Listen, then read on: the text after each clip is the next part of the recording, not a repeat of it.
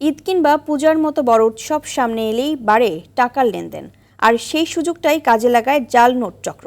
কেনাকাটার ব্যস্ততায় আসল নকল যাচাইয়ের সুযোগ কম থাকায় অজান্তেই সাধারণ মানুষের হাতে পৌঁছে যায় জাল টাকা।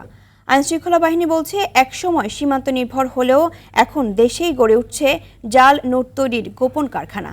সাম্প্রতিক অভিযানে উঠে এসেছে চাঞ্চল্যকর তথ্য। এই চক্রে জড়িয়ে পড়ছে শিক্ষার্থীরাও। ঈদকে সামনে রেখে সক্রিয় হয়ে ওঠা জাল নোট চক্র নিয়ে দীপ্তচন্দ্র পালের রিপোর্ট।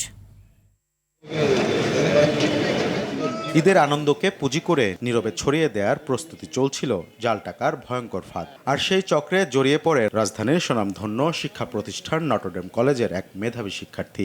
যাত্রাবাড়ির একটি দোকানে চলছিল জাল নোট তৈরির গোপন কার্যক্রম। অভিযোগ, ঈদের সালামি ও বকশিসের মাধ্যমে সাধারণ মানুষের হাতে পৌঁছে দেয়াই ছিল এসব জাল টাকা ছাপানোর মূল লক্ষ্য।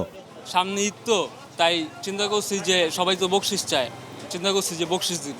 স্ক্যান করে আপনার ওই যে কম্পিউটারে কালার প্রিন্ট দিয়ে দিতাম, পরে কেসিতে কাইটা দিতাম। উনিও অনেক সময় কাইটা নিত কেসিতে।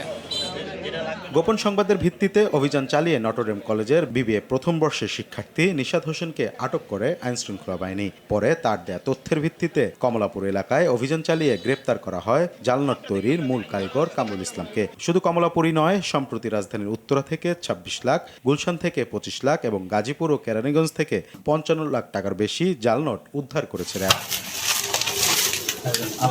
প্রতি বছর অভিযান আর গ্রেপ্তারের পরও থামছে না জাল নোট তৈরির কারবার। কেন বারবার ফিরে আসছে এই চক্র, এমন প্রশ্নের উত্তরে র্যাব ৩-এর উপ অধিনায়ক বলছেন, যে কোনো উৎসবকে ঘিরেই মাথাচাড়া দিয়ে ওঠে কয়েকটি সক্রিয় চক্র।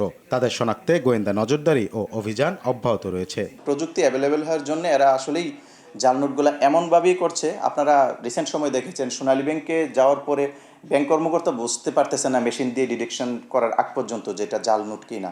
সো কোয়ালিটিটা এতটাই ভালো করতে পারতেছে। ঈদুল আজহার সামনে, তাকে সামনে রেখে পশুর হাট জমজমাট হবে, তখন এই জাল কারবারিরা খুব বেশি সক্রিয় হয়ে ওঠে। কারণ বাজারে টাকা গুনে নেওয়া গরু ব্যবসায়ীরা তারা অনেক সময় অতটা সচেতন থাকে না।